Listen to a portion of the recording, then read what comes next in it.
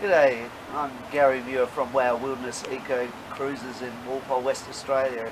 It's a place we've had 8 generations of our family in this area, and it's a great honour to be able to take you for a journey. It's not just a journey of seeing a special place, but it's a journey in able to discover a new way. It's looking at exactly the same things, but often thinking something different. This is really a wonderful definition of discovery. Every step there's a story, and there's an infinite number of steps, and each step is a number of stories.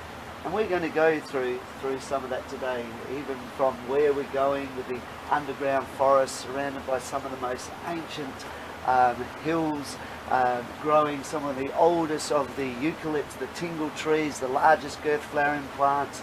There's so much endemism here that can tell an unbelievable story, and we're going to go on to that journey today. It's quite a fascinating one. This is a new way to discover the world, looking at the same thing, thinking something different. Enjoy it. What really makes this area very special is its antiquity of some of its ages. We're here in Little Worple, and this is a very well used globe, but we're about the 35 degrees south of the equator. But of course that's changing all the time. Australia is always drifting at 35 degrees east to north at 67 millimeters every year. So we're actually on our way through. We're going to be crossing the equator. We'll start as the Americas come across, and we'll come through, and our future is sideswiping Japan and joining into China as part of what will be then the supercontinent of Asia. But if you reverse that, if you go back down here, and if the rocks we're going to be going and looking at can nearly be mirrored at Casey Station, right the way down here. So, and of course that's who we're drifting away from. So a lot of these parts of the rocks are the metamorphosized granitic gneiss that happened from our collision with Antarctica about 1.2 billion years ago. Now from that collision, from these ancient granites that had come together, the paleomagnetists have worked out that the Earth's like a big magnet. You've got your North Pole and you've got your South Pole, and who's in the middle? It's Worple!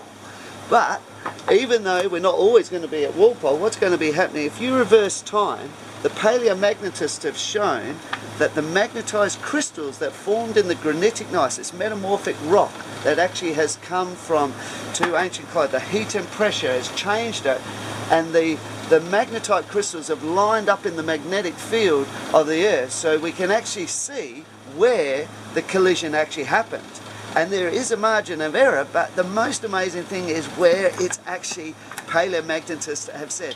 We're at the 35 degrees south of the equator, but we smashed Antarctica at the 58 degree parallel in the northern hemisphere. That's sort of equivalent with Scotland going through into Siberia. That's in this area. So we have literally gone from the North Pole right the way down. There's evidence of Australia being down at the South Pole, and now we're drifting away. We're actually in the big teak time. We're actually onto our 3rd trip in the northern hemisphere. What you see in the Earth today is just one snapshot of a dynamic trip of the Australian continent travelling around the world, joining together, separated, and you can't get much more disparate of the Earth than that. And sooner or later we keep coming together at supercontinents. And that time when we smashed into Antarctica, so you imagine this is Antarctica, and so imagine this is Australia. Now you've got to remember, it's the ancient parts. For example, the east didn't exist. It's the oldest craton of West Australia is in the southwest of West Australia. So we actually smashed into Antarctica, and we pushed up a massive mountain range, higher than the Swiss Alps it's anticipated to be. But we weren't alone. So here's West Australia here. There was already another country here, and you'd never guess who it was. It was India. India had already joined here. Now which part of India? This is the point of India, so this is the east coast of India laying now what's also on Antarctica. Australia was that. So the collision was more like this, smashing in together, because we joined with Antarctica about 2.3 billion years ago. And then we drifted on, and we went right the way through, passing the equator. And when we did, you'd think, here we are, we're coming down to the equator, whoa, balmy, you can't beat it. But of course, we hit in the middle of snowball Earth, so we were actually under solid ice. We had the climate of Antarctica. But on the way across, we joined, can you hold it there, please? On the way, we joined with South America and Africa, smashed together and put up, and the collision rippled through South America, right the way through Antarctica, and pushed up, of course, the famous Petermann Ranges in the middle of Australia that would go on to later form the Uluru and Katajuka when they eroded down. And then we drifted right the way down, and on the way down we were then joined also by the northern supercontinent. So come the next supercontinent from Rodinia as Pangaea. And then when we drifted apart, Laurasia went to the north and Gondwana started to break up.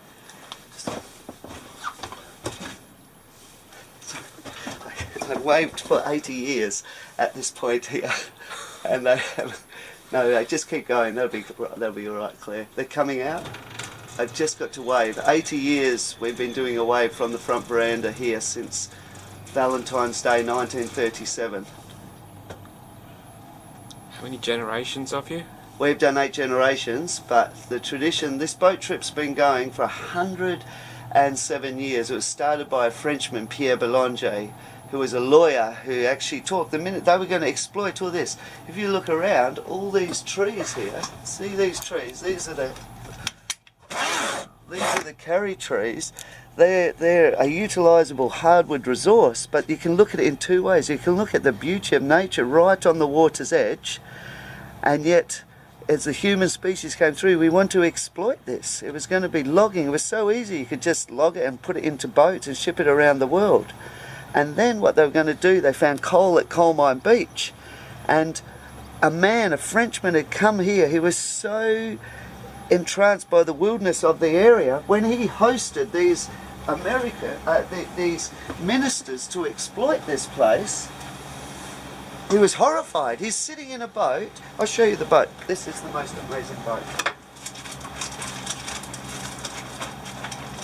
This is the Frenchman who started this boat cruise.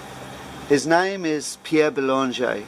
This is his boat, and the trip you are here on began because of this moment. February 28, 1910. This Frenchman, in his boat, this is his brother Andre, and the photographer is a man by the name of Bert Saw, who took this photo in November 1910. And the reason he took it is he was sent down because originally all on the back here was going to become part of a city. All these trees were to be exploited and shipped around the world. Behind this hill here, this hill here is actually this hill here. Oh, I got to go up the front. Let's go there. Yeah. So, and what we'll do, we turn into the grass tree. This is what's quite amazing, is you can take the same shot after 107 years. Even one of the most oldest of our plants that we have are the grass trees, and they can grow for hundreds of years. So if this is 107 years old, if this is the hill here, if this is this little peninsula here, then where is the grass tree? And it's still there, and it's right there. So Claire, if you can turn towards the grass tree, so this is where the Frenchman is actually sitting there. Now if you turn around now turn back again to the starboard side. So imagine he's sitting there, look at that. Hold it there, hold it there. Ah, gotcha. Right there, Gotcha. right there. There. And now look at that. Wow. And that can only happen because of one event that happened on February 28, 1910. The ministerial party, led by Muir Mitchell, they called him Muir because every time he saw these carry trees, he wanted to put in a dairy farm. And he would later become the premier of our state. The Mitchell Plateau, the Mitchell River, the Mitchell Freeway, it's all named after this guy. Thank you. And so what happened with Muir Mitchell, Mitchell hopped in the boat, in this boat here, with Pierre Belanger. Neil McNeil sat behind, representing Millers and Jarrah Timbers Proprietary Limited. Harry F. Johnson, the Surveyor General of WA, he was going to put a city here. That's where they were going to survey the town, was actually going to go there.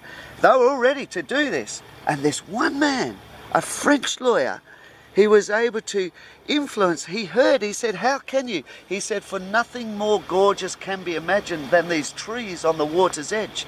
But can you imagine it in French? And he said, rien de plus magnifique ne peut être imaginé. Nothing more gorgeous could be imagined. And he taught the ministers not only in reserving this, but he influenced the reservation of this water. This is the first waters in West Australia ever to be reserved from any professional fishing and netting. It's unheard of. Who reserves water? But so moved were those ministers about this place that they ended up starting the second national park in WA and also the first waters to ever be reserved. And the area in the back that was going to be the city, this area here, was now designated WA's first wilderness zone, and it's world famous now for its biodiversity. And its underlying rocks are from these ancient mountains that formed when we originally smashed into Antarctica 1.2 billion years ago, drifting from the north to the south, eroding to this. This is actually an ancient valley that we're going through. What's even more amazing is underneath us is a forest. There's the WA Museum had come down and looking at all these water sources. Charlie Deutsch was then curator of archaeology in the WA Museum. You imagine this. This is sea level. We're going to go to the opening of the ocean. And what happened is we're living in the Quaternary Ice Age now for the last 2.5 million years. And so what's actually happened, we've had glaciations, interglacials, glaciations, interglacials, around 17 of them in the last 2.5 million years. Now, we're at the moment in a balmy interglacial. In other words, we're at the level of the height of where the water is today. We've still got ice on the poles, means we're still in this Quaternary Ice Age, but in this interglacial. Now, what actually happened with this interglacial event, it caused the sea to rise on the last melting. If you came here 18,000 years ago, you still had 41 kilometres to get to the shoreline. On the other side of this hill is the sea. But what actually happened is the sea's risen and flooded this ancient valley. Now, Worple is the wettest part of the state in West Australia. We get 1.432 metres of water on average a year. It's the wettest part. And because of that, the sea came up. And these trees, these curry trees, they don't even like salt water. But they're not using this salt water. This is salt water. It's three rivers that converge into here. This was the ancient Worple Valley. The trees used to come right the way to the water's edge. But when the sea came in, the silt from the other two rivers, the Deep River, the Franklin River, have brought so much silt, it's preserved the forest underneath us. Not turned it to stone, preserved it. So what we're going over the top are the ancient tree stumps of these curry trees that were here before the seas melted and covered the forest up. You're literally doing like a treetop walk. There's a whole world preserved in the silt underneath us. And the WA Museum, they're doing core samples and they're looking for it. And on Next Inlet, we got 6,700 years old. There was a forest that was here. So that's what you're seeing here. It's a snapshot in time, not only in the big deep time where you've got continents travelling from the North Pole to the South Pole to Worple, but even in the more recent period, the Quaternary period, we're in the Holocene epoch, which is this interglacial period that has just thrived with human species spreading throughout the world and the beginning of agriculture going throughout the world. It's the time that this sea has come to this level. This is sort of the last pulse from 18,000 years ago. It didn't just come up slowly, it did it in pulses. And the last pulse finished 6,700 years ago. But now, you know, interestingly, that climate change, that whole sea has risen. Any warming will cause it still to rise more. Even originally, we were going to put the treetop walk up here. It's just an amazing view that you can put it all into perspective. Overlooking here and right out here. We'll end up going out to the mouth, to the secret entrance, and we'll walk over and see some of those ancient granitic rocks, granitic gneiss rocks. And then we'll work our way. But first we're going to the island of the Black Snake, the Aboriginal name for this place. That's their traditional way.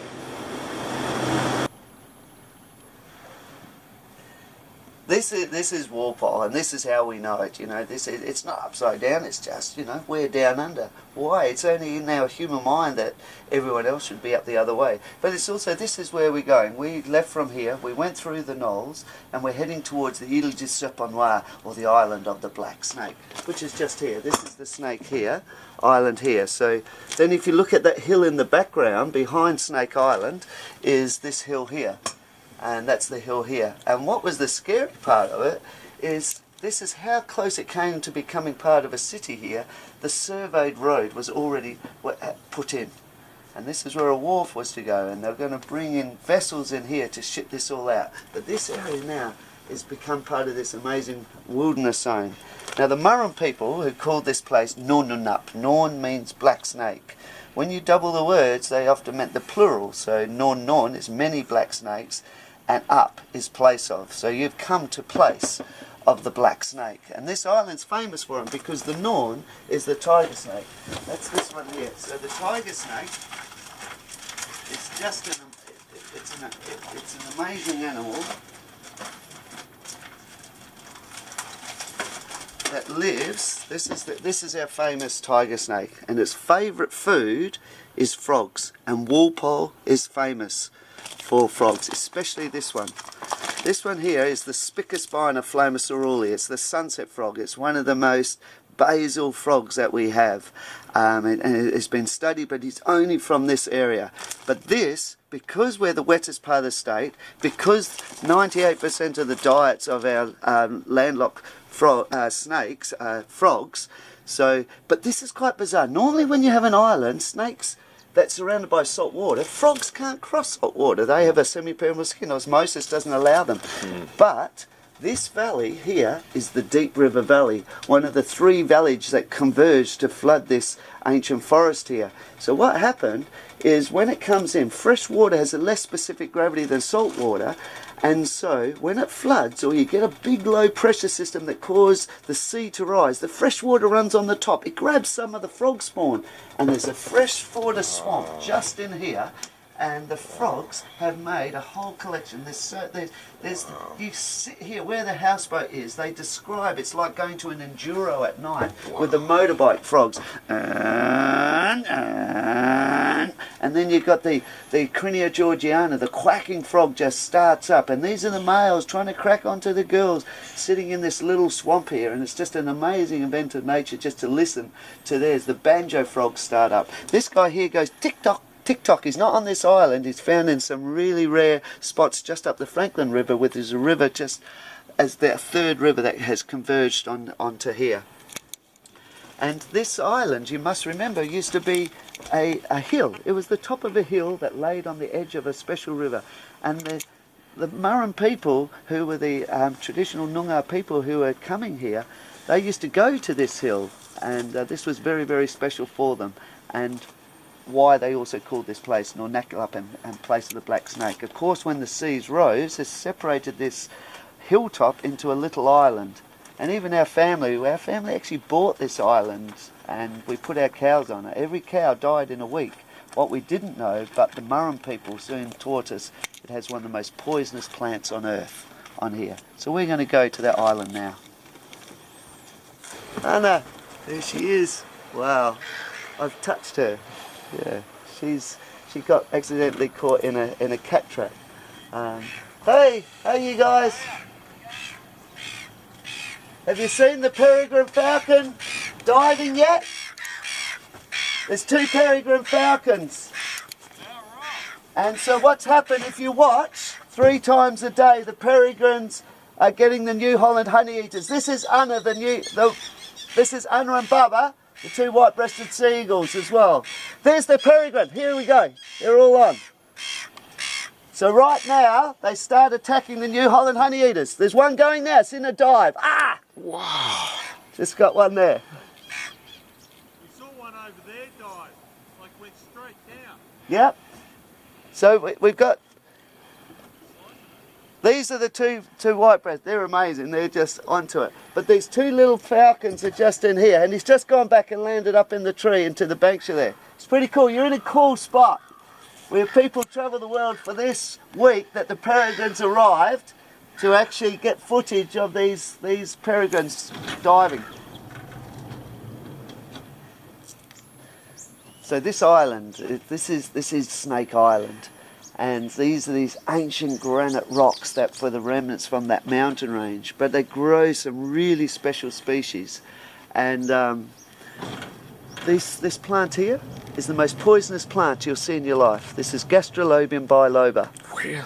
And 1 kilogram of leaves of that plant is enough poison to kill 21 people. What? The poison is sodium monofluoroacetate, and it stops your Krebs cycle. It stops how your cells, your mitochondria, produces energy. When you eat something like a cake, you want to convert that glucose into adenosine triphosphate. Just move my fingers 3 times. I've just used up around 70 million adenosine triphosphate molecules.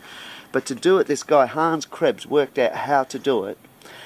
He won the Nobel Prize in 1953.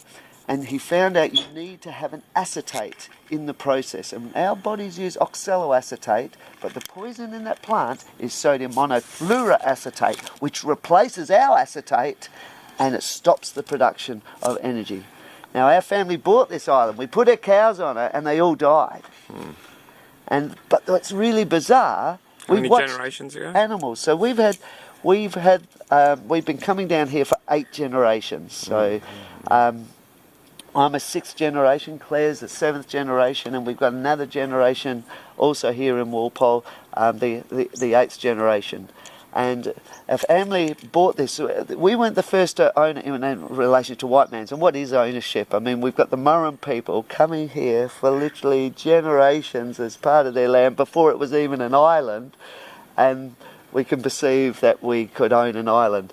But in that cultural zeitgeist of that time, it was first owned by a Yorkshire doctor who bought this, and he was growing vegetables on here to stop the Americans getting scurvy, because the American ships were getting whales from here, and they would stay here, and this place, they would trade with sealers, people killing seals here. The first exploitation of our natural resources happened here in West Australia, happened right here.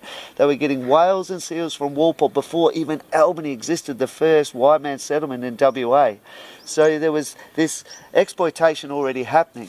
Now, this Yorkshire doctor, he was coming down here and he grew vegetables, but the Muir people, every year, they used to come onto here forever, getting a famous plant, the orchid, an orchid which means testicle, because if you dig up an orchid, there's 2 tubers that sit together, and they were the tubers that they used to dig up, but the leaves of our terrestrial orchids only show a leaf at certain times of year. So they would time their nomadic lifestyle in their hunter and gatherer styles to come here to arrive in our August, but they had their own seasonality, but they'll arrive here in around our August to get this special leek orchid so they could get the tubers.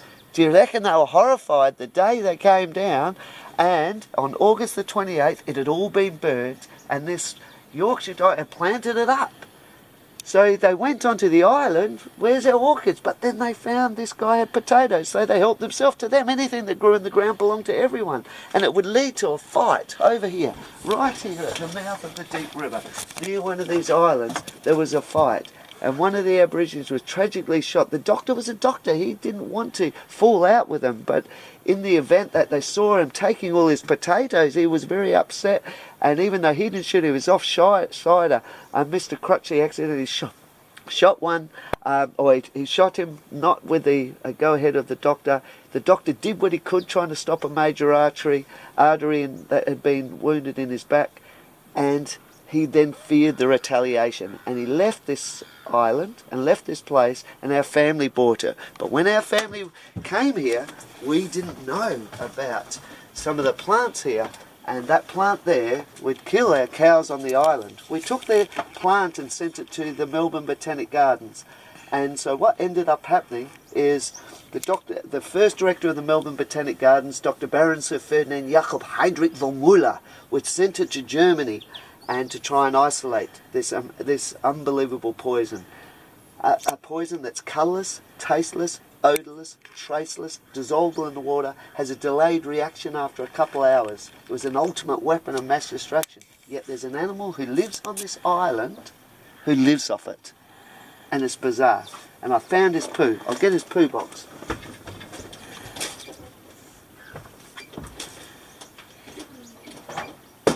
It's unbelievable. Thanks. Just we can replace up there. Thanks, Claire. In here, this is it. I mean, it's living all under this plant. It's square poo. Now, we often know that poo is square from diprotodonts like wombats, but this one isn't. This is from a quokka. And this island is literally chock-a-block full of quokka. And one of the reasons why, well, quokkas aren't on the mainland, aren't they only on Rottnest? Well, they're not. Because of that plant. Because anything that's introduced, like our cows, like even people who came here, they can't eat that plant because they haven't evolved with this plant. This plant set up a relationship, an arms race with the animals that would eat it. It produced this poison that would stop the energy cycle, the Krebs cycle, with this acetate. And then some of the animals learned to adapt to it so they could eat it.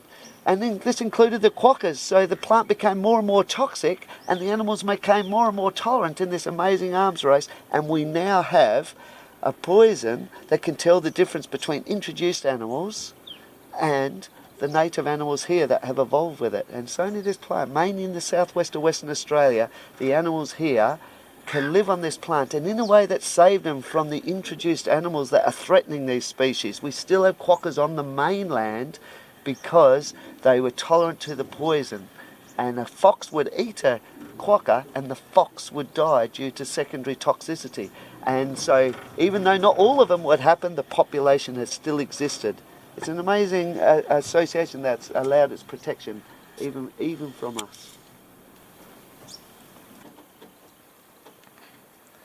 This area had been talked about. These American whalers used to talk to all the colonisers, and when remember, the whalers were here long before even Albany and even the Swan River colony in Perth began. And they talked about a place, when the Swan River began, about trees on the water's edge, abundance of fish, fresh water, a safe entrance in from the ocean. It sort of had everything. And James Sterling, our first governor, everyone's complaining about the Swan coastal plain. After India broke off, it just filled up with sand, and it's just sand. So imagine a place that had trees the size of carry trees and tingles right the way on the water's edge. So all these times there was these sealers knew about what was called the secret entrance of the deep river, the sealers.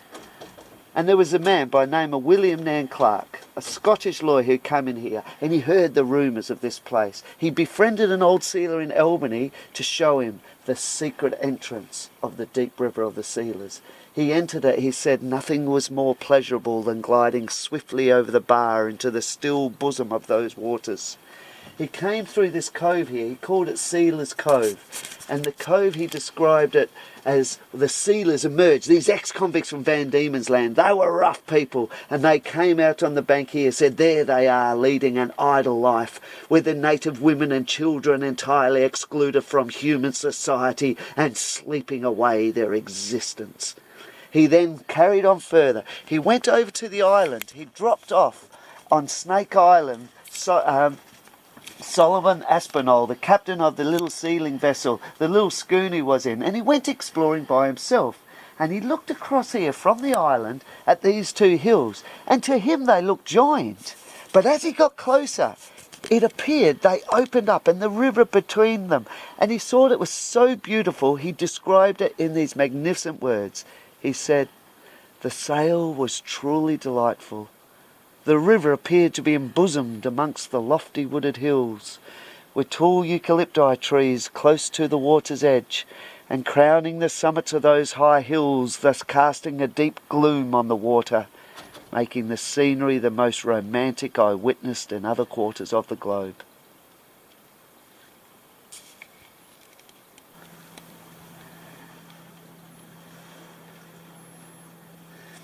So here, as we're coming through, this was the island, and now we're heading up towards the mouth. This is the secret entrance of the deep river of the sealers. Here's an old Aboriginal well, Nunakalip well, but what's interesting in looking at this, and you can see the depths, isn't that deep? It's quite even, 3.8, 3.7, 4.6. But that's because that's where the silt from these rivers has actually made it more even. Remember, this was an ancient valley. The Worple River used to come through here towards the island, and they joined together. There used to be a river that's running through here. And remember, 18,000 years ago, it was still 40-odd kilometres away. And as the sea pulsed its way up, this inlet would have been at one stage here. You know, that this river used to go through here. Then they came in, and this was always here, but this wasn't. This sand dune that's in front of us is actually only 6,700 years old. There's another river, the Franklin River, that comes through here.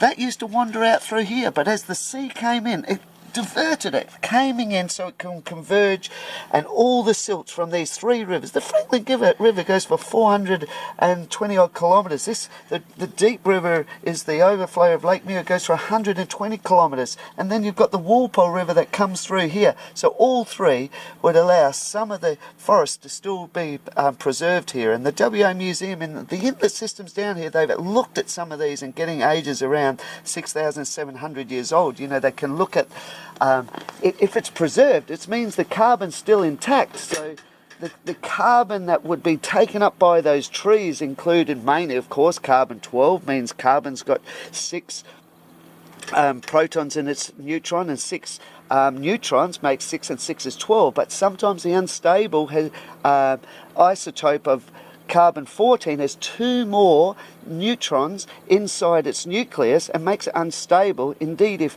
I had a whole ball of carbon-14 atoms, that half of them would decompose at 5,730 years. That's their half-life. That would decompose nitrogen. Carbon-14 goes into nitrogen-14. What happens is one of the neutrons flicks off an electron, and therefore it becomes more positive, becomes a proton, goes one up in the periodic table. And we can now look at the forest that's here underneath us and date it and see exactly when the sea came into this level. This is the indication. It happened around 6,700 years. That last pulse came in and has covered a forest, because just over half of the carbon-14 has disappeared, and that worked out. So that hill here is only 6,700 years, and if you look at it on a photo, so you can really see this. This photo was taken in 1988. They were doing inlet systems, and it just shows you the magnificence of such a beautiful natural area that was so close to having a 40-foot channel through here and a city put in here, and now it's WA's first wilderness zone. But this is the sands that would block the rivers, and these trees on the water's edge, they didn't grow to the water. Remember, the water just came up to it, and they can survive right there on the water's edge. And so right underneath us is the same place where Aborigines have been hunting kangaroos and quokkas right underneath. What you're looking down, what we're going over is like a natural treetop walk with the whole area of discovery underneath us. What's happening here is quite special. We've gone from suddenly not being able to see the floor of the inlet because the river waters are getting undercut by the salt water. See, and the stingrays are here. Here they are. Here they are. The stingrays love what's called the Moses line. The blue water we're about to come into is actually from a different...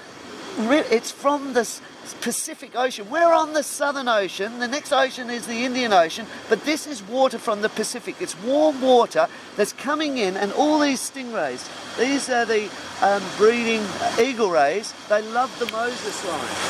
And the blue waters come in underneath the fresh water on the top. So this is all mirrored. It has a sapin and a surfactant effect that comes from the three rivers, the Franklin, the Deep and the Worple. But as we get up here and see how the surface ripples finish, we'll get into pure ocean water. Here it is, the Moses line, right here, right that line there. And now we're into the ocean. And all the stingrays, they come in through here. But what's really bizarre is the temperature of the water. We just went up 4 degrees in temperature in the water. This water is now, if I feel it with my feet,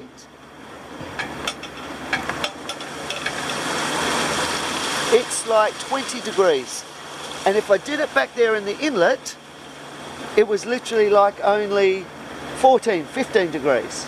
So how can it be? We're on the Southern Ocean, meant to be a cold ocean, yet This is warm as water.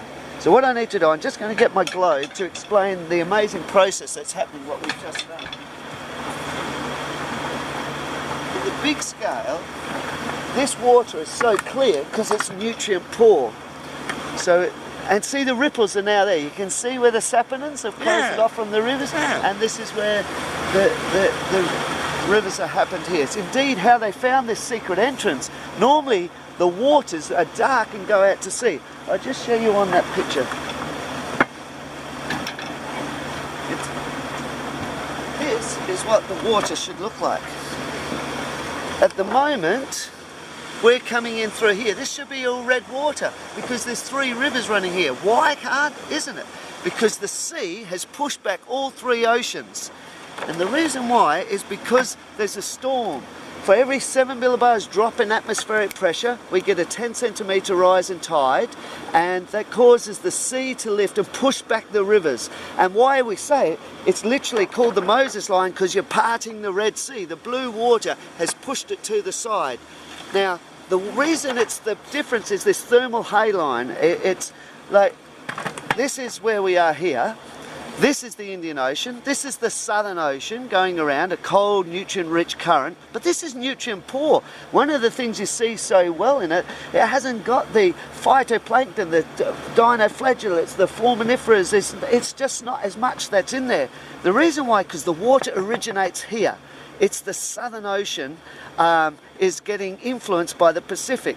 When the sun heats the Pacific Ocean, it causes the water to absorb that heat and then causes the air above it to rise. It goes towards the poles, and when it comes back with the Coriolis effect of the Earth, it causes the trade winds to blow warm water through the Indonesian flow through until it sits here above the northwest shelf above Broome.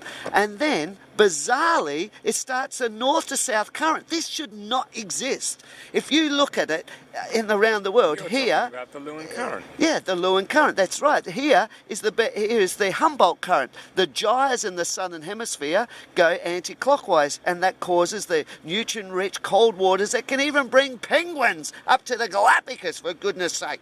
And here is the Benguelan current that comes past Cape Town. You hop into Cape Town water on the equivalent latitude as we are, and it's freezing water because they're fed by the Southern Ocean. Yet this is warm. It's warm water because of the Lewin current brings that warm water from that originated in the Pacific through here past Broome, following the coast around, but when it goes around Augusta, it washes up into here, up the Brooks's Canyon, there's a canyon here, and brings Worple this amazing warm water. It's the reason we never get frosts here. We don't get below 6 degrees. Everywhere else can get cold because we've got this warm water surrounding Worple. We're the wettest part of the state, and we're the least area of climate variation in the state. We don't get too hot, but we don't get too cold, and that has allowed ancient species still to survive in Worple because it's linked to this ancient current, the Lewin current, that keeps our climate more closely related to of our time when we're still joined down in part of Gondwana. As we broke off, we didn't break off Gondwana from Tasmania here 38.4 million years ago is the latest that the Tasman Seaway opened. So we broke away here. Drake's Passage, when South America broke away, it opened up, causing the circumpolar current to isolate Antarctica and stop the warm water from keeping this used to be a beautiful rainforest. I mean, it wasn't that long ago, 40 million years ago, you could still walk all the way from Papua New Guinea all the way to Rio. Wow, you could have done it. And that's indeed the route that the marsupials took. I mean, one of the marsupials originated in China. They split. The oldest marsupial, Sinodelphis alaei, 125 million years old. The oldest placental animal found also in China, Jeremiah. So, and even some of the oldest mammals are here, you know, Hadroconian, one of the oldest. So the mammals and their diversity really happen in China. They spread to around the world. The oldest here in France, here we're looking in France, they've got a 99 million year old marsupial. In Utah, in America, there's a 110 million year old marsupial. There's marsupials found, fossils in Morocco, in Tunisia, in South America, and they just climbed across here, very small little guys here, and went across into Australia, and then as we broke away, we literally drifted in isolation and spawned the host of species. Now Australia changed so much, but in little Worple has held on to some of the older species because of this Lewin current, has kept our climate so closer to related to our times of Gondwana. And indeed, within the forests of Worple, you'll find some of the older species, including one of the most ancient spiders. It used to be called the Mogradigi tinglei. Recently had a new taxonomic change called Bertmania tingle. And you'll see that, and it's because it's all linked to this water that has allowed our climate to hold on to those ancient species, and why Worple has become a real ancient empire of holding into a great way in looking at the past in whichever level you want to look at. What's his name? Bengasul. Wow.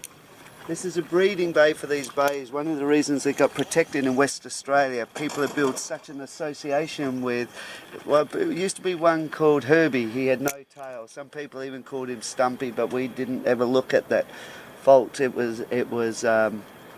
And someone speared him, and it would cause so much emotion here. It even went into the courts, and not only did we get the reservation of these rays here, but it also would lead to other waterways to get the reservation of these amazing animals. And this, because it does stay open, this mouth, it means that they can breed in here, and they really are the dominant one now. Now Herbie passed away last February, and now Bengasul has taken over, but with a competitor, Luca. In this inlet system we have the only recorded albino black ray. So he's pure white, but he's one of those black rays. And very rarely we see him, but he's now coming in more since Herbie's gone. So what we're going to do, we're going to pull over here into the depot. We can go forward if you like, Claire. But this is one of the reasons we cleaned our boots for diaback. It's the biggest threat to biodiversity that we have here. Diaback is a water mold. They used to think it was a fungus, but they found it's not a fungus. It's a root pathogen that attacks especially Proteaceae, but actually 46% of our plant species, so nearly half of the things you see here, diaback, can take out. So you've got your Zamia palms here, those ancient cycads, you've got the grass trees, the xanthoreas, the bulgars, and you've got these magnificent banksias. For example, these banksias are in flower right now, and these banksias are in flower, and they're attracting every morning a crepuscular animal. Crepuscular means twilight. And it's the honey possum, Tarsippis rostratus, one of the most basal diprotodonts. The diprotodonts, one of the early of the marsupial groups, like the possums, the wombats, the koalas, and in the megafauna like the Phylacleo carnifex, a marsupial cat whose footprint's been recently found here in Worple by Flinders University. But there's a very small marsupial, the emblem of this area, Tarsippis rostratus, the honey possum, and in the morning he comes to these trees here and he searches. He only lives on pollen and nectar. He's an amazing animal. He has the largest testicles per body size than any mammal on earth, has the largest sperm than any mammal on earth. She is the smallest baby than any mammal on earth, like the 4,000ths of a gram. Like to weigh a basmati rice grain unsaturated weighs 20 milligrams. You need 5 babies to make up the weight of a basmati rice grain. And this little animal lives here. I'm going to show you a picture. And here he is. This is a new book that's just been done on this amazing animal, the emblem of our national park, a guy this big. I mean, oh, look at this. This is a male. That's the size of his testicles. You can't beat that one here. Wow. And he is That's a well classic. Yeah, he's very special. And in the mornings, this is the only plant that's keeping him alive. And so if you brought diaback over here, dieback would take this out, this pathogen that the English are blaming the Dutch. They call it Phytophthora cinnamomi. It was thought the Dutch East India Company, the Verenigde Oost-Indische Company, would actually collect the spices, and on one of the spices was the cinnamon.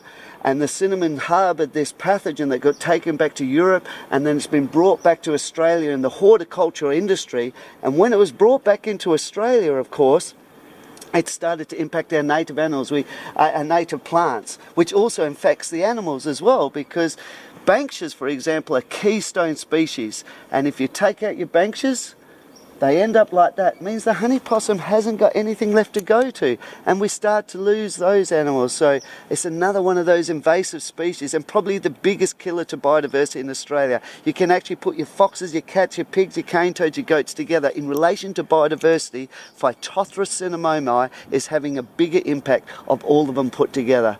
So one of the reasons for this wilderness area, we have boot cleaning stations, so we don't take it into this very special area we're about to enter, WA's first wilderness zone, the Newts Wilderness.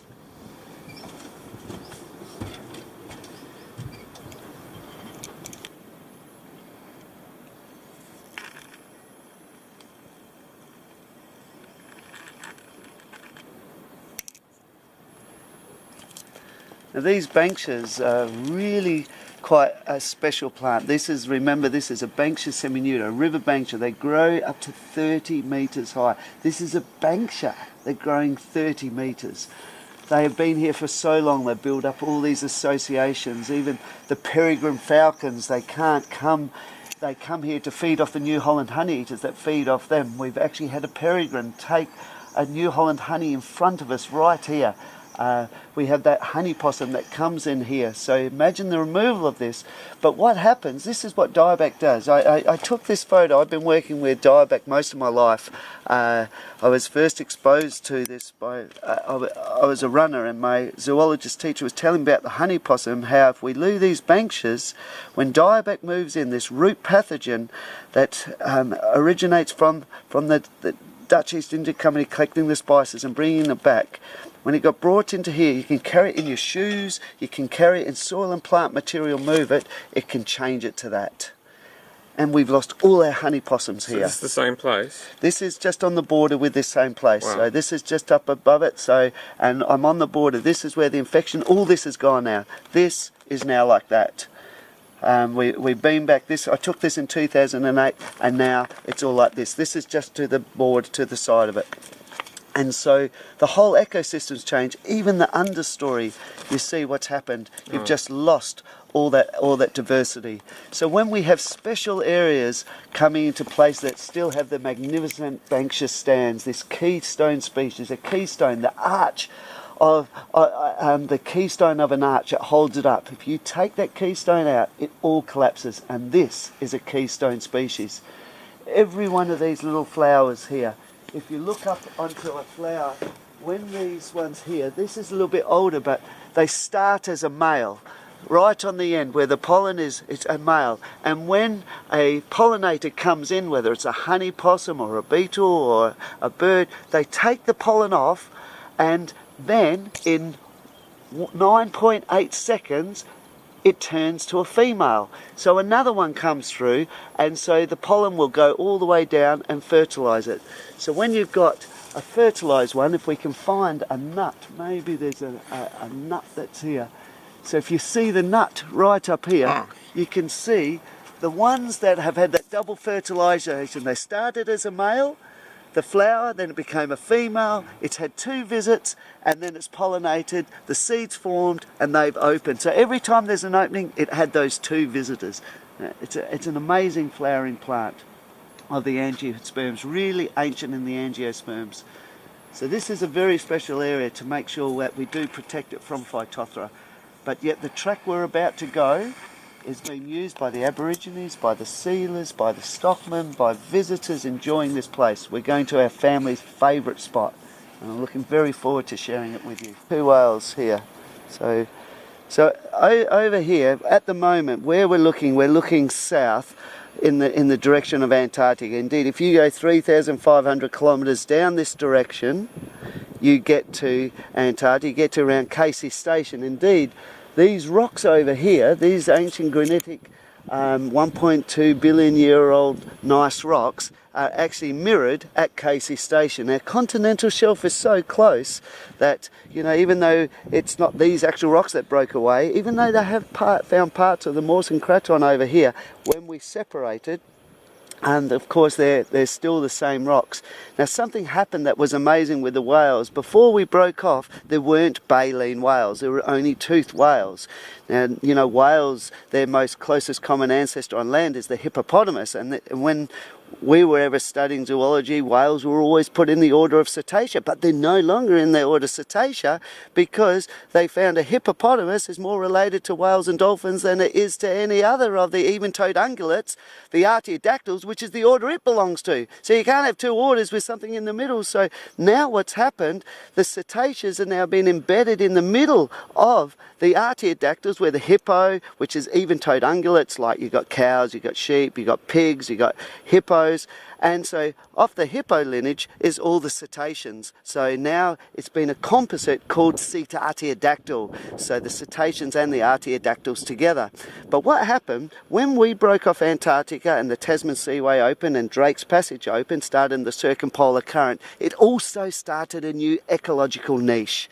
Suddenly, with all that rich fertilizer that was getting brought up with the circumpolar current, that frigid waters that would promote the phytoplankton that would be eaten by the zooplankton, the krill would take off, and the toothed whales were the ones who were surviving, the ones went more and more like those baleen filter systems. And so the baleen whale actually evolved in these waters here. And as we're drifting away, of course those waters are getting further and deeper and deeper and further away with our 6.7 millimeters every single year. But every year the whales come from those cold waters up into these warm Lewin current waters, this Pacific Ocean water, and even though they don't feed much, they do feed. We have actually seen them feeding off some opportunistic fish that have come through in these waters, but they'll come up and they'll mate, and then another 3 years they'll mate again, but they still bring the kids up and show them these waters. So every year we have whales, and if you scan right the way through here, you'll often pick up a whale all this time of year coming up to breed.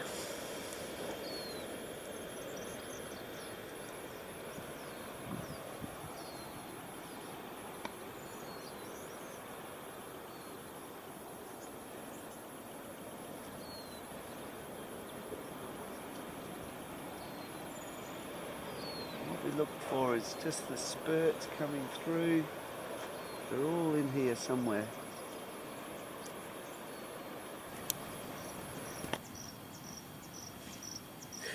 This is a Basara Imbrium. He is also an ancient link to our Gondwanian past. There's relatives that are found in Africa. There's a few what we call Reggies, is an acronym for little endemic Gondwanian invertebrates. And this is the Basara Imbrium is one of them, and so he's still hanging around here, one of our ancient land snails. And there's ones in the Karri forest and the Tingle forest as well, who's a darker form, and sometimes you may come across them. But it's a real honour on this slightly wet, warm day to have him coming out and seeing us today. But again, there's another invasive snail, the Italian snail, that's competing these guys out, and that's also not been brought in this part of the peninsula, but we actually have school groups coming down to this area, removing the invasive snail to protect this guy here, our native Basara Imbrium. And so here, look here. Here, this uncovered about 20 years ago. Many of the shells have actually gone now, but this is similar. You've got these ancient root systems here, and yet these old parts, remnants of the shells here that were thought to be part of a midden, a shell midden. But if they were sitting here at the tree, this was 7,000 years ago, but these are side inlet shells, but these cockles are from when the inlet was actually over here. And you'd imagine a sandbank at the back there, and them sitting down here looking at the inlet, and then the ocean's in there. It's just another snapshot in time. So what we have here is the remains of an amazing tree stump. It's not just a rock, it's not a piece of limestone. Limestone's made out of calcium carbonate. And this is certainly made out of limestone. It's a calcium carbonate, and this is a Holocene carbonate, still part of this, the long Quaternary Ice Age, that what we call the Tamala limestone. But look at it, it's actually a tree stump with root systems on here. Many years ago, you got to imagine there was trees that were here, like this. The sea came up, rose 130 metres. With the sea, it brought the sand. It covered up the forest. So all the tree stumps happened. So what happened with them, the forest, normally the forest would disintegrate, but something special's happened here. Inside these here, if you look here, these are bits of marine shells. These are actually, this looks like they're off a cuttlefish. That's made out of calcium carbonate. It's really special that the marine animals started to use the mineralisation from the waters and form shells and teeth, and you know, as predators started to come on, you either got big, you got protection, or you got out of the water. And so some of these sands, this sand is made up of silicon dioxide, you know, it's just silica, it's broken down quartz, but in amongst it, that really makes it quite white, is the calcium carbonates. Well, when we breathe out carbon dioxide, it goes into the water in the rain, and if you got H2O plus CO2, it gives you H2CO3. Carbolic acid, and that carbolic acid goes through, it dissolves the marine shells, and that's what the big issue with so much more carbon dioxide going into the water, more acid rains, and even if you turn your seas acid, the acid starts to dissolve all the shells. But that's exactly what happens here. That acid rain goes through, it dissolves it into from calcium carbonate to calcium bicarbonate in its liquid form, and then it settles around the root systems and it forms a cast. And if you look closely, there's a different colour. That's the cast, and then as the root disintegrated, it refilled with more calcium bicarbonate that evaporated to calcium carbonate, and you've got a cast and a copy of the original tree. And that's what these tree stumps are here. Now, what's happened, this track has caused an erosion, and it's actually exposed these root systems to here. But if these are root systems that came from a trees that used to be part of a forest, they didn't grow in sand. There's no way they can build a stump these big and root systems to a big tree that would have been up there growing in sand. So if it's sand that got covered over the top of these root systems, it shouldn't be very far to find the soil. And if you come here, this is really quite special.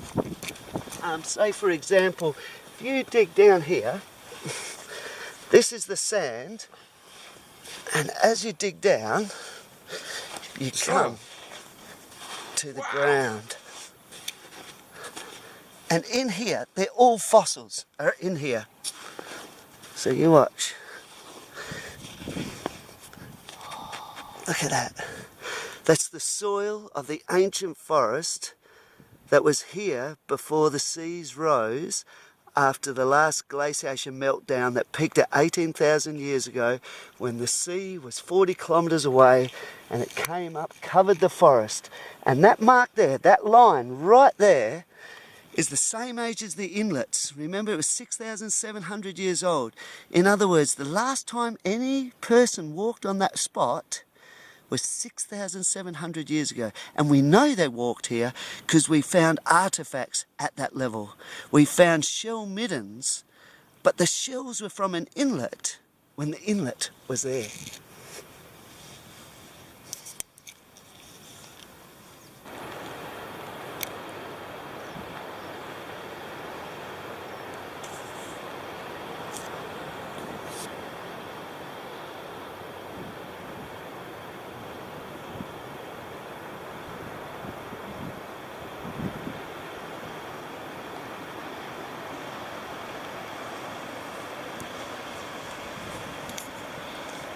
So where we've come is quite special. This is the Southern Ocean. This is the thunder from down under. Yet this bay is so protected because this peninsula goes out for another kilometre on a 90 degrees, and that protects it. And this is why the ships could pull into this area here, like these American whalers, and they would come into this secret entrance. This is the one the Scottish lawyer described as nothing was more pleasurable than gliding swiftly over the bar into the still bosom of those waters.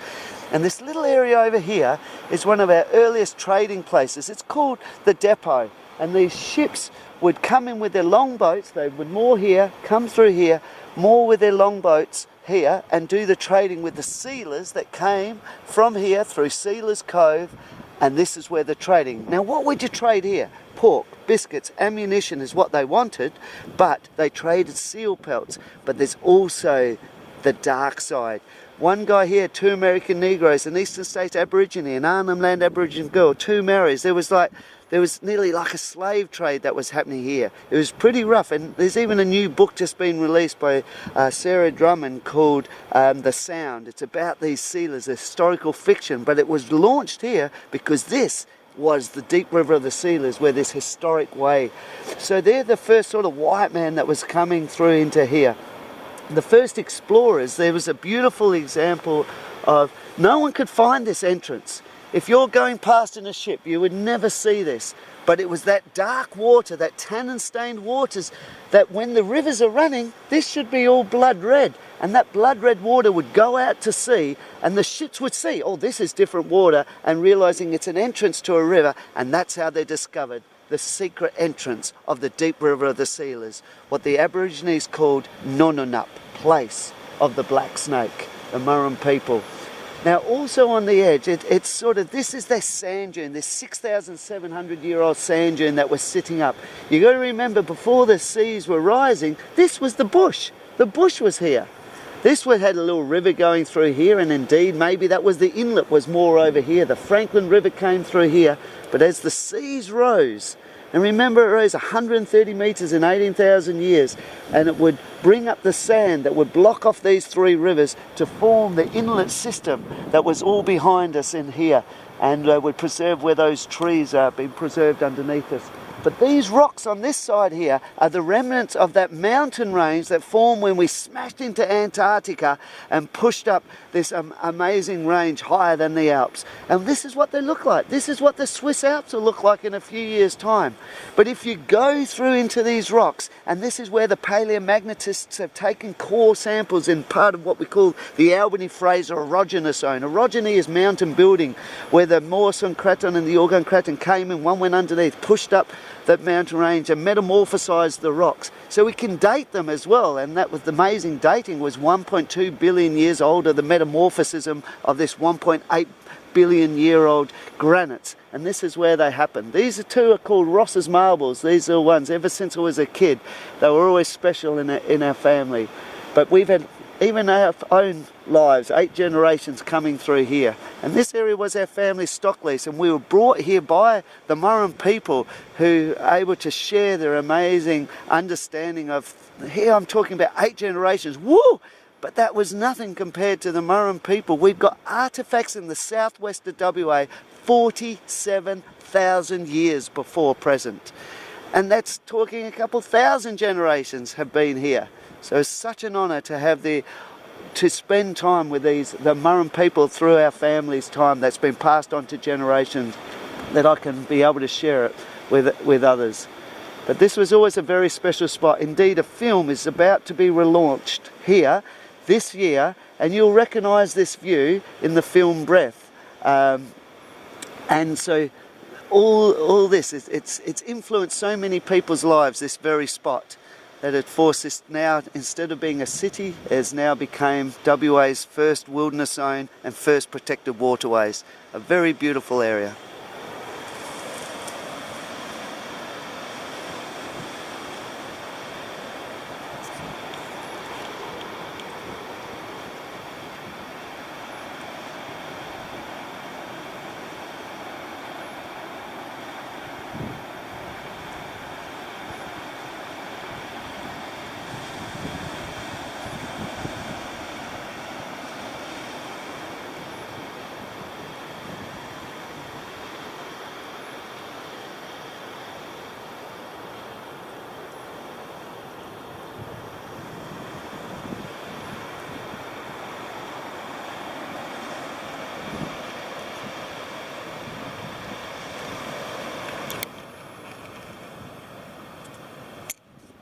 And this is our family's favourite spot. We've had 161 years day parties. Our cows were brought down to the coast just after Christmas. They were belled up, every third cow would bell up.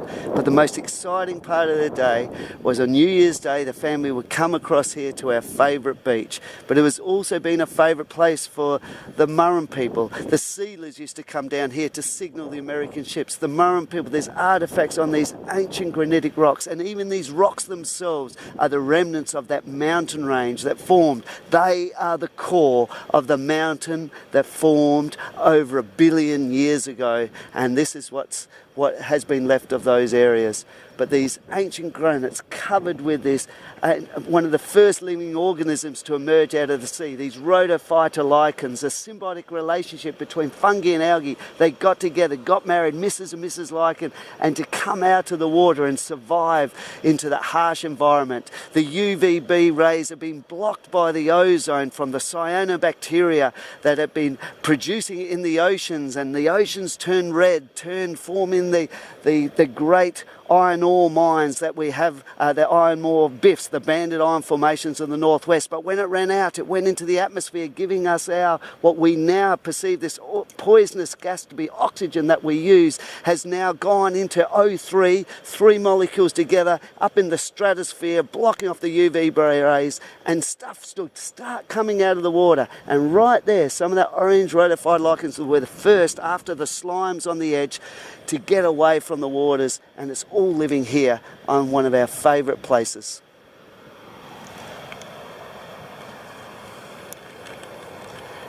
And as you come round through these ancient hills, we've got this old group of islands out the back here. Here we have, this is the second largest rookery in the world of the fleshy-footed shearwaters, living in these ancient Tamala limestones. The limestone we saw as the stumps was 6,700. That was from the most recent sea rise that brought the sand and calcified the root systems. But we're looking over here at the previous sea rise, like 100,000 years ago, of the Tamala limestones from the previous time it came up. And in this limestone, it's the same age as around the corner where a full footprint of a Thylacoleo carnifex, the pouch flesh-eating lion that used to be the predator to here. Here our greatest predators that we're looking at here are little quolls and yellow-footed antechinus, part of the daisy-urids. But there was a time, there was an ancient relative of those diprotodonts from the vombata, from the koalas and wombats, of the ultimate predator. The strongest mammalian jaw on earth used to be here underneath, that used to wander through these forests before even the seas had risen, coming up time and time again. All is changing, and yet there's cycles in it all.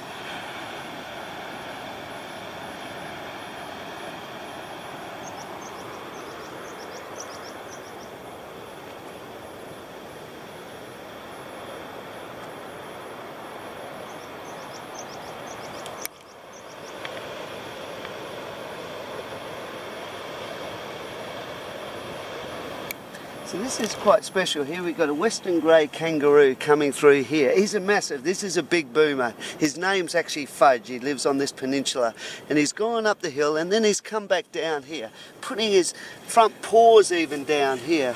And look at him, look at the size, it's like a handprint. He's huge. This is a big boy. He's got his hands, he's just pushed through. This is his tail coming through here. And as they come through, they too are part of the diprotodonts. Like wombats, they have squarish looking poo. So, you know, he's gone, he has his poo eating quite well. But, oh, there's an issue here when you get stuff like this. See this? This area is still impacted by, this is dog prints coming through here, even still, you know.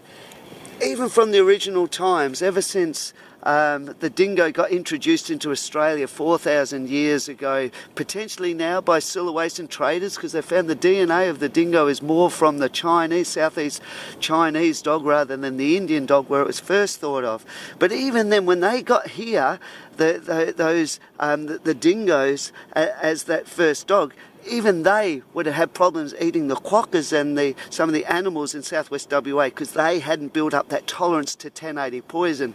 But as more and more humans have come in here, they brought in their invasive species, and we've got dogs, we've got cats, we've got foxes. They're still predating of us, even the rabbits that have still come through here, and they're impacting all of these. Even as the rabbits started off in Winchelsea, Christmas Day 1859, 2 dozen rabbits, 5 hares and 29 partridges released on Christmas Day outside Geelong. They crossed through into Australia. Around 65% of the native mammals, mid-sized mammal species in Central Australia disappeared. 85% of the native rodents. They came to West Australia. We tried to put the big fence up. Even our family in West Australia, when you look at Australia here, and the rabbits released here, they came through. They didn't go much north. Our family also, we're here in Worple, but we started Eucla, and in early 1900s we had a catch turn up with hundreds of cats for our family to release, to stop the rabbits trying to cross. Can you imagine? We brought in cats. It's unbelievable.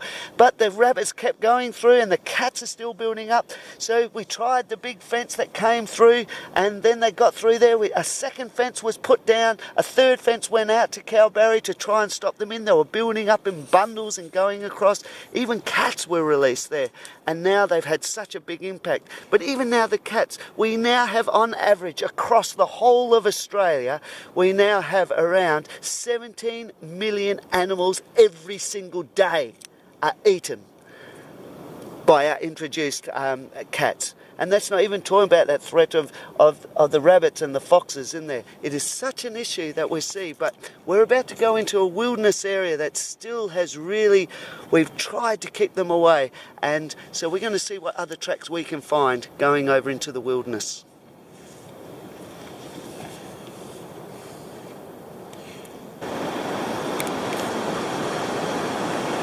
So here we have, this is actually a wild dog. There's no human footprints. This is wilderness. This is a wild dog. But as it's coming through, we're converging. Look at this. We've got a Ricali, the native Australian otter. So here he is coming through. Look at this, they're just thinking. I mean, it was different times. And over here, who we got here? Bird going through here. Got the and it crosses over again. Over here. Another crossover. Wow. Wow. No way. Look at this. This is what I thought it was. This is a quoll. This is the native cat. This is the cat. You've got the 4 claws going forward. It's the only one that's been recorded here in last November. We're really worried about this with this introduced fox, and here he is. This is Daisy uridae. This is Joffwarii.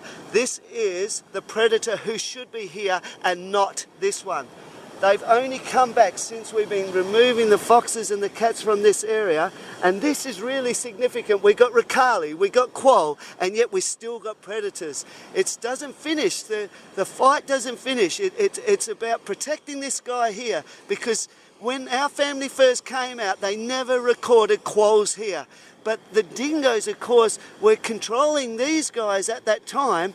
But after the baiting that was happening and anything that has been introduced has been able to allow animals in this wilderness area to come back. And our most significant one here, look at this, a native cat coming back into this wilderness. It's really special to see, but the threat is still there. This is the western quoll, Joffwarii. It was named after one of the daisy urids. And we haven't seen this on the beach for so long because the dingoes had always been here, and then they've gone. But have they gone? Because right next door to it is a dog print right here coming through. A wild dogs, they're still coming through. It's travelling in a dead straight line just like a dingo. I mean, these were the guys that replaced these when our family first, we never saw this on our beach, and now we're seeing it again by removing our predators, but still this threat is on. It's amazing to have this convergence of this native animal coming through with this introduced animal by humans. This anthropocenic impact is happening right here, and we're lucky here because these guys will predate on there, but it's slightly times are past, diverging off into the distance.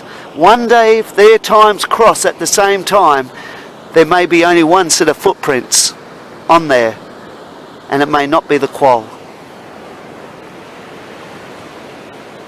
But all along is this one that's always related to it.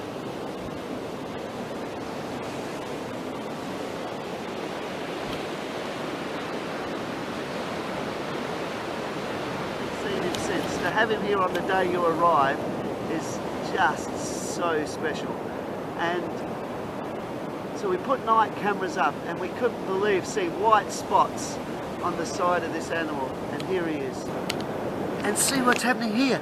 You've got an introduced predator standing in the footprint, on the top of the footprints of the local predator. This is the quoll. Hasn't been seen. One of our rarest animals for this part of this. It's so rare to have here in this part of the southwest. And here we have those very distinctive four toes that are coming off up the front. And who's sitting right in the middle of it? The introduced predators. Amazing.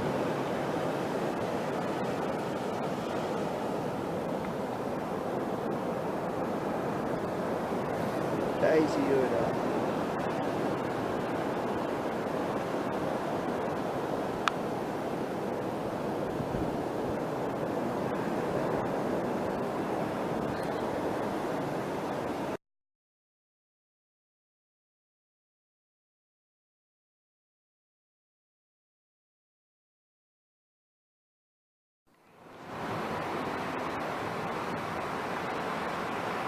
So often when you're looking at the debris that comes up, you know, cuttlefish, this is one of the most intelligent of invertebrates, you know, these are invertebrates, we're vertebrates, yet these have got better eyes than us, a massive brain. And you see when you've got the dark, this is the ink that often means it's been attacked, it's released its ink and it's absorbed into the cuttle. The cuttle is used, it's light, it's flight. With most of the cephalopods, they put the shells on the outside for protection. One of them mutated and put it on the inside, but they started to adapt with it, still dying out. They use it as a hydrostatic equilibrium. They fill it with different gases like nitrogen at different levels, and they use an osmosis to move it in and out to give them that hydrostatic equilibrium in here. So, you know, this one's had a go at by birds on the edge here. These are sometimes different species. It's not just baby ones. Oh, look at this one. This one here has actually been attacked by a dolphin. So that's classic dolphin bite there. Dolphins love these. You often get those teeth separations coming in. Also, you know, amazing. One of the toothed whales, the toothed cetaceans that's still here, and they love this area.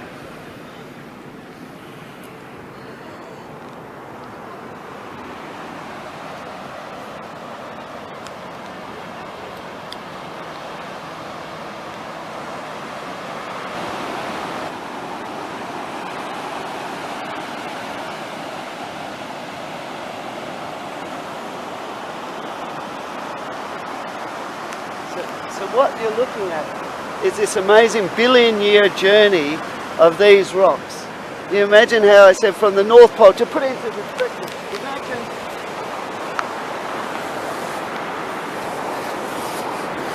here's the world, here's the North Pole, here's the South Pole, here's the equator.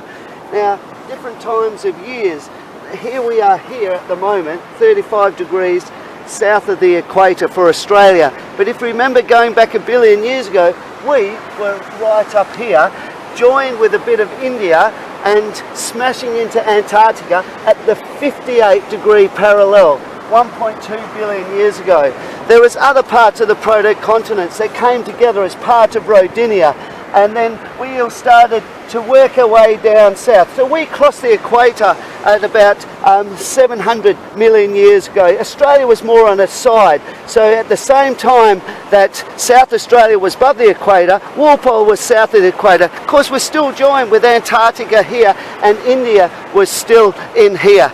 And then, of course, once we crossed over there, we started to get away from the Ediacara and study into the Cambrian, and that's where in the Cambrian we joined onto South America, and Africa joined on together to really get that formation of Gondwana together. And as we still drifted to get down south, everyone joined together as part of Pangaea, and then as we were drifted right down south, then the northern hemisphere, Laurasia started to drift off, but Gondwana was still hanging in here. Africa would break off around 140 million years ago. So everyone forgets Arabia, but they don't like to miss out.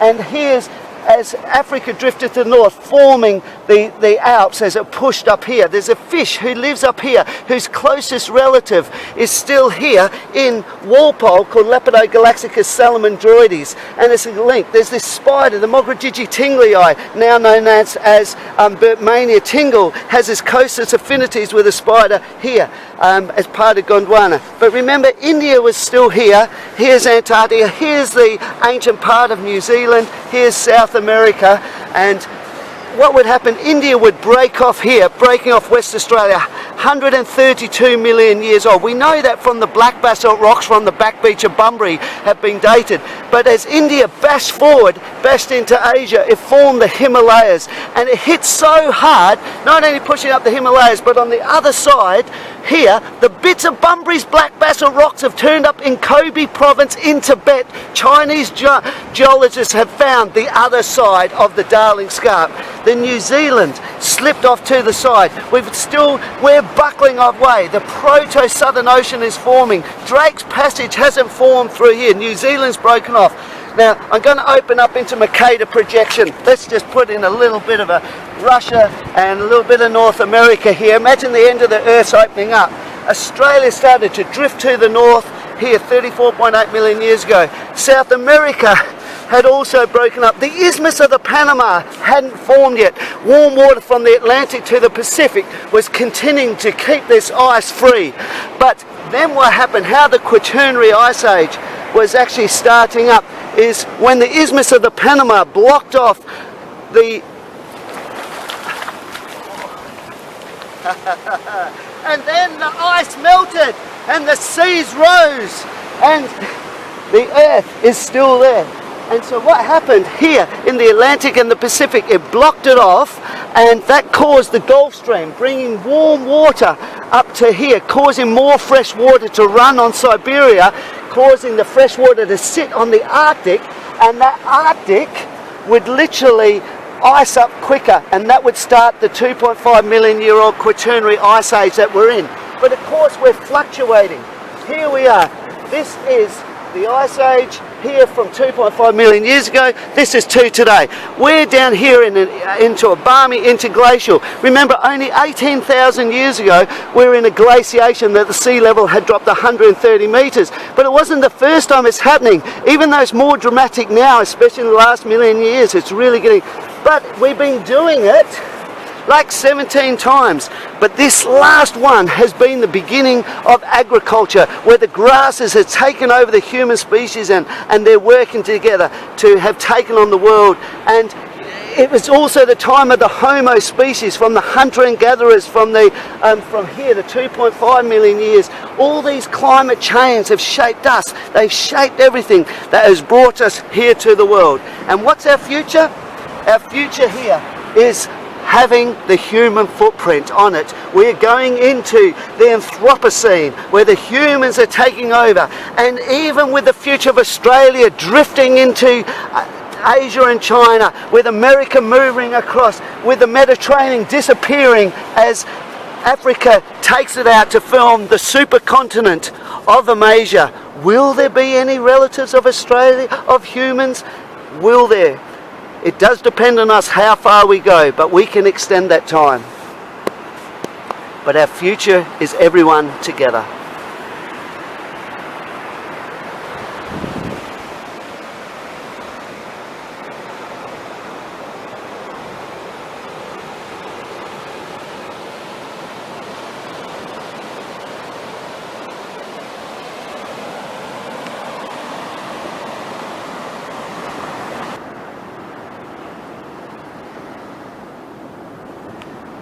the things that's really influenced who we are, and for us to be in Worple with such iconic animals like who we saw jumping down the beach, is the western grey kangaroo.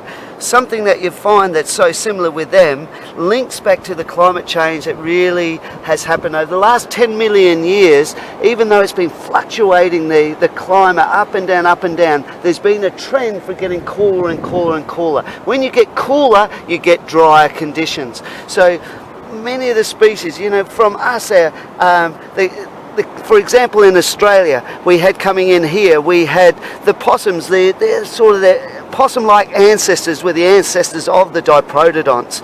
But of course, as Australia started to dry, after we drifted off, the circumpolar current turned Antarctic to ice. It was really drying. As India bashed up into Asia and forming the Himalayas, that would drag, with the monsoon rains, would drag the monsoon moisture-laden air away from Africa. It would cause more drying. So there was all these events that were causing cooling and drying, and we were a forest. The world was a forest, and then the grasslands and woodlands started to take over. And of course, what's going to happen to the species? They have to adapt.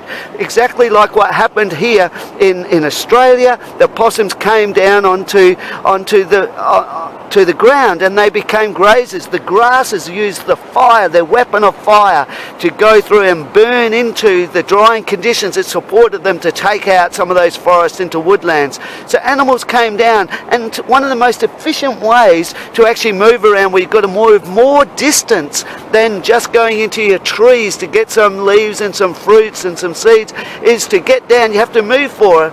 And one of the most innovative ways of efficiency doing that is to become bipedal. And so in the end, these possum-like ancestors came down, always on all fours, still dragging their feet, but then some of them developed the ability to stand up.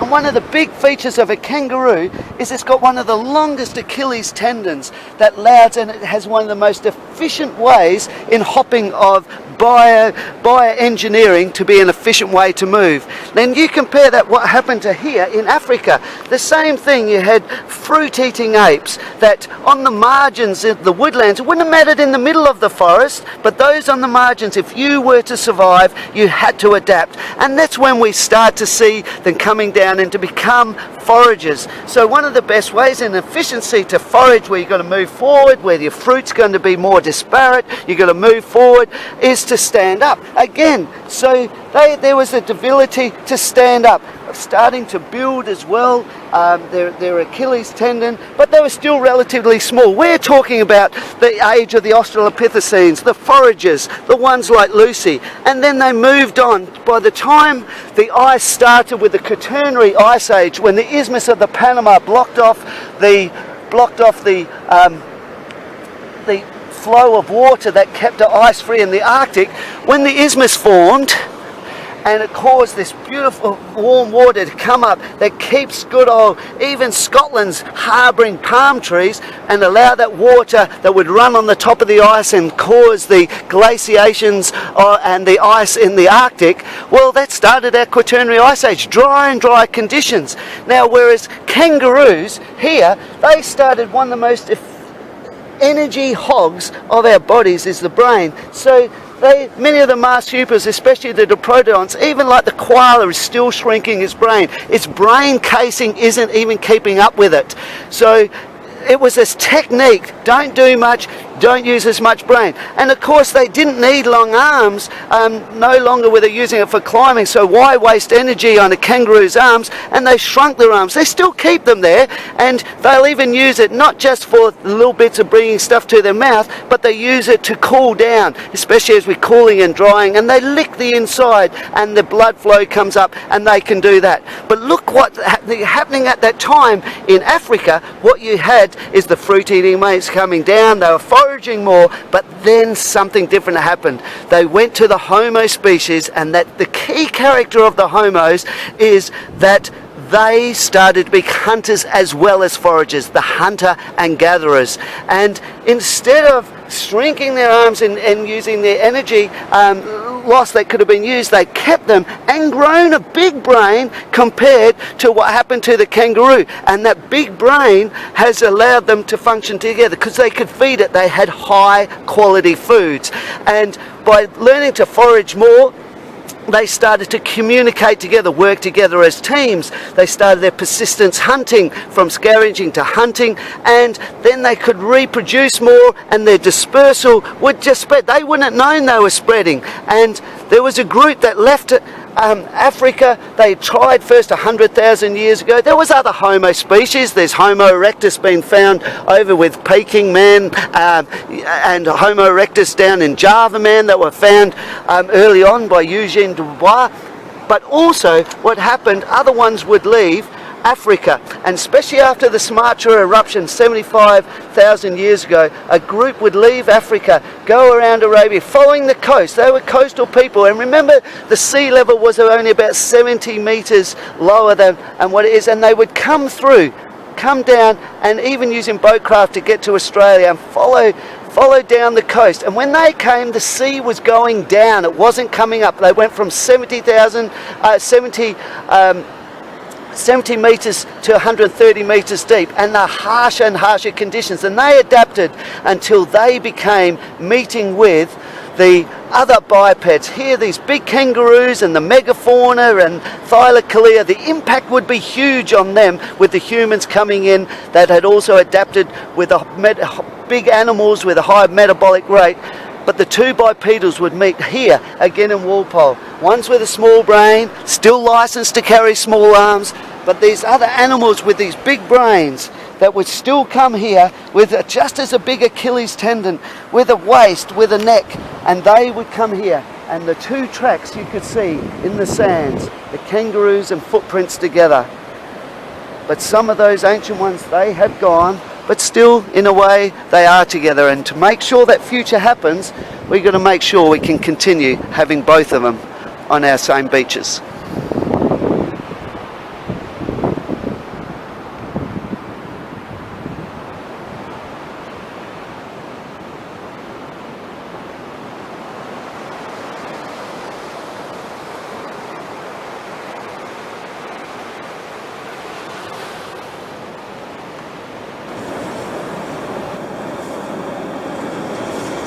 Every time, even finding a rock, like here, it's a little bit of pumice.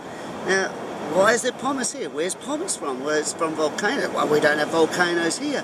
But of course, it's come via the Lewin Current. And indeed, volcanologists have looked at a lot of this pumice of this one is actually from Rabaul. So here we're talking about one of the newest rocks. It's only, just over a quarter of a century old when Rabaul went up, and that war and the pumice went into the water, floated down on the Lewin Current. So here you're going right next door to each other, just 25 years old rock that's made out of exactly the same stuff as this. This is exactly the same, but this is a granitic gneiss. It's still made up from that, but this rock here, these feldspar crystals that are here, they're dated at around 1.8 billion years ago. But the grain on the outside is 1.2 billion years old. This is from the original granites. When we smashed into Antarctica, 1.2 billion years old is how old this one is, embedded with these feldspar and quartz eyes that were dated at only at 1.8 billion. So the original rocks, it metamorphosized, pushed up, caused this graining effect to happen up, forcing up a massive mountain range that's all eroded, that's here, and now that's covered with one of the first living organisms to emerge out, the rhodophyta lichen.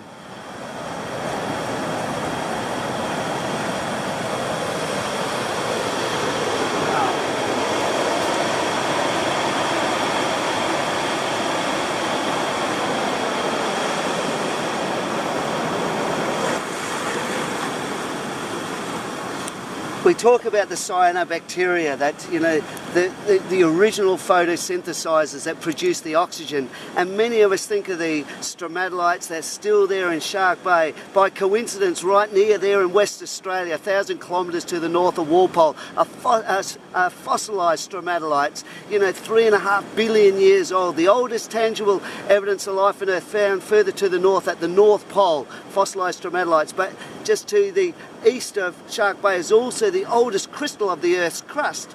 So this is the antiquity of rocks themselves and the life in West Australia. It's all here. But living here right now is one of the earliest forms of cyanobacteria in this tufa. It's actually living here still producing the oxygen that we are breathing today. And even there, in those first organisms, they started to work out ways to get out of the bush. The filaments and these slimes and the mosses and the molds that would come to some of the early plants and the lichens. Life is all still here that came out of that primordial sea. And even though this is a nice little warm little pond, it's now looked at life coming from the rages of the oceans, even in the big deep. But to end up here, that would come up to us today.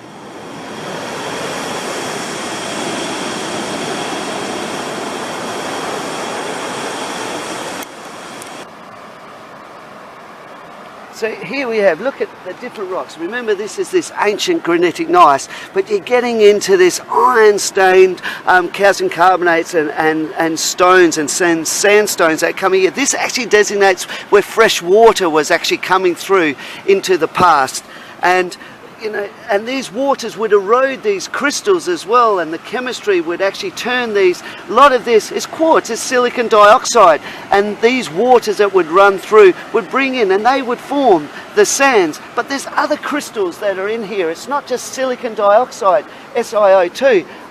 There's other ones where you're starting to get pure quartz in here, part of the feldspars. You're getting a bit of garnet crystals, and the garnets, they erode too. If you look closely, these are the purple. See the purple in here?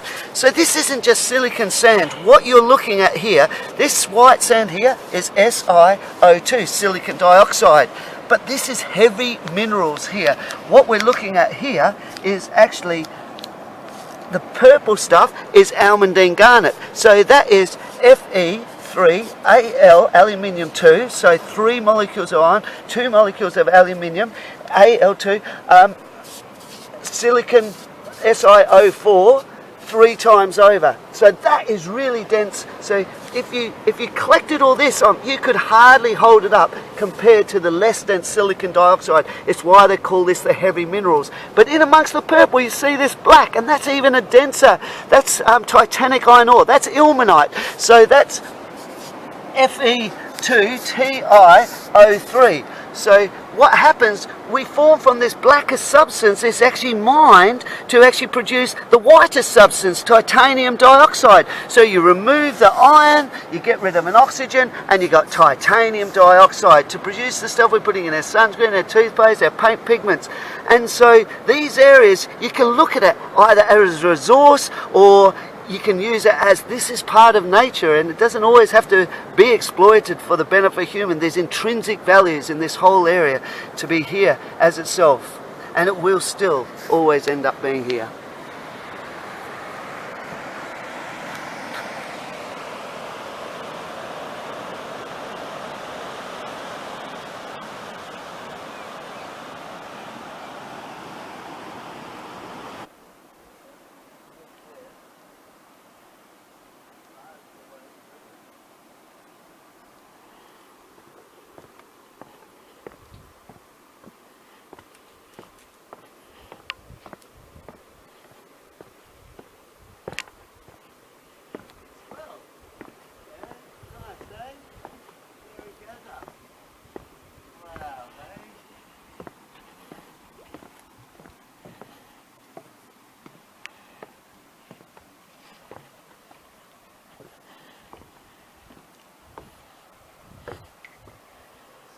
People have pulled up to this point. Imagine this has been the depot. First the Murrum people were walking around here to go over to spear groper on the other side. That was what they used to really enjoy doing. And then the sealers, the ex-convicts from Van Diemen's Land, would come across here in their boats and walk over here to signal the American ships to say to come in here. The big American whaling ships would come in here in the early 1800s, and they'd have a longboat, and all this trading was happening here. Then Dr. Henry Landor, when he first came in, the explorers, Lieutenant Preston met some Aborigines coming in here. He caught some fish, gave them to the Aborigines over there, and in the morning when he came back to here, the Aborigines had cooked the fish and gave it back to Lieutenant Preston. It was a really special bonding between two cultures that had just met. It was a wonderful event, just happened just there. Our family came down with our cattle, and we would go over here for 8 generations over to the beach for our New Year's Day, and the family still are there. My grandfather's buried there. My great-grandfather was accidentally shot and killed here, but they've all been in here. And then the first settlers started to arrive. A Frenchman, the Pierre Boulanger, that same man who would talk the ministers, they would see the beauty of this area, would influence him so much. He actually stayed at that spot right there, and he stayed here for a week in the infrastructure. This man was the lawyer. He was the lawyer of the Dreyfus affair. He was a junior counsel of the most influential law case where a French Jewish captain had been wrongly accused of selling secret documents after the Franco-Prussian War, and Emile Zola exposed it, that because he was Jewish, he was used as a scapegoat. They brought him back and found him guilty again to save the military. Politics came above justice. But this man, the lawyer, got shot in the back by some who represented Dreyfus, by some anti-Semitic fanatic, but his junior counsel feared for his life, left France to find a paradise at the other end of the world, and he ended up here just in time to talk the ministers into reserving this, to keep it in the reserved area that he had done. Then another Fabian philosopher, Frank, who would fall out with the Russians, would also escape to find a paradise. He would meet the minister who'd just been here with the Frenchman, and he came down here. Then the Swarbrick boat builders, literally, his wife went into tears, Tom Swarbrick's wife, because it was so beautiful, and they set up their famous boat building, and they would come to become the ones who would build Peregrine that would circumnavigate the world, Jessica Watson's vessel, Jesse Martin's vessel, David Dix's vessel, the defending vessel of the America's Cup, the Kookaburra. The boat building began here in this little spot, and they used to pull up here. They would bring all of them, all their visitors who would want to enjoy this, to this very spot. And even today, there's still tours that have been going for 100 years. We've got surfers who are still coming up to the same spot. Do they know the history of the nature, the culture, and the future, what they've just set in front of them? At the top here, in the silhouette, you see an osprey, and we thought it was just coincidence, but often he's actually waiting for us. As we go past, we move the fish, and so for ecotourism, it's like a David Attenborough moment, DAM, that sometimes they'll dive right in front of the boat to catch their fish. But this is one of the raptors that actually lives here in harmony with this inlet system. We got 49 fish species. This area got reserved, and now it's the richest in diversity than any inland water in southwest WA. It was made from a vision to, instead of exploiting it, to reserve it, and now it's looked at a control and a vision for other places, that you can still come back and look at exactly the same place, and it'll always be the same. These ospreys have always been up there, the great fish hawks, and they'll always still be here because this place is protected.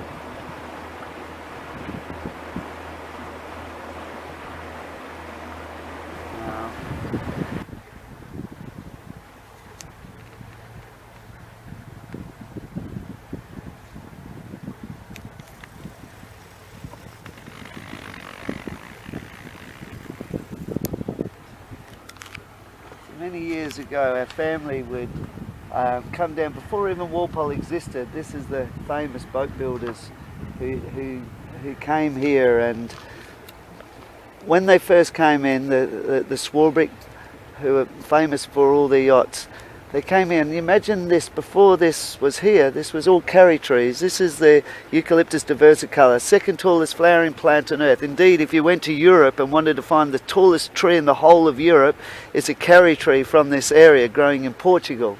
And they can grow nearly 100 metres high. The only one that's beating it in a flowering plant is the mountain ash, the one that's in Styx Valley in Tasmania.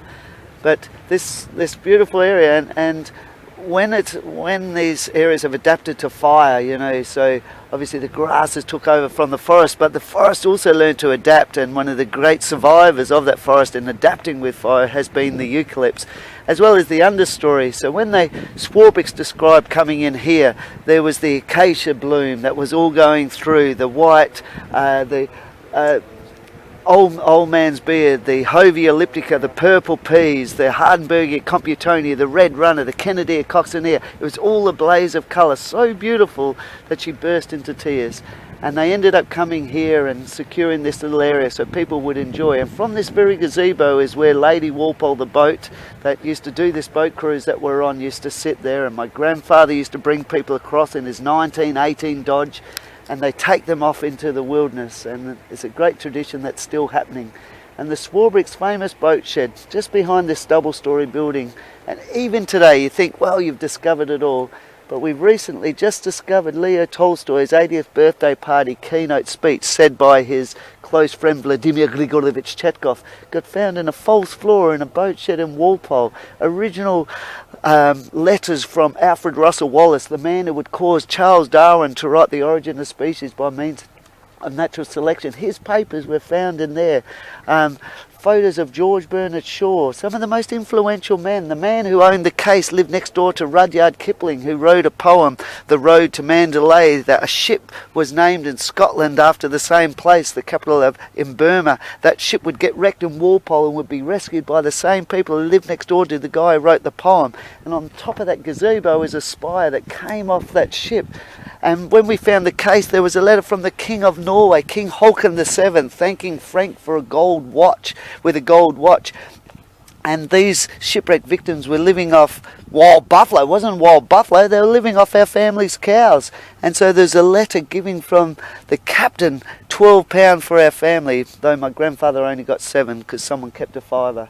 But even cultural history, there's so much here that we still can discover. It's just looking further, looking in there, looking and finding something different.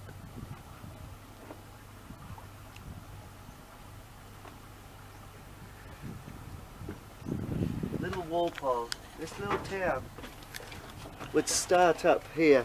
So this is only new. There's so much history that's been here in the past. But long before this boat cruise, this Frenchman, this French lawyer of the Dreyfus Ferry who inspired this English philosopher who would also come down here in the Swarbricks, all these guys were taking people, enjoying. This place didn't really begin other than the sealers and the whalers. All this town began because of tourism, taking people to a place so they can enjoy nature. And it's inbuilt in us from that time we left Africa, the appreciation of water and resources in a beautiful place. But there was something else in there that's been special with this place. It has attracted many scientists and many people to study this area, its nature, its culture and its future. It comes back again and again to this place.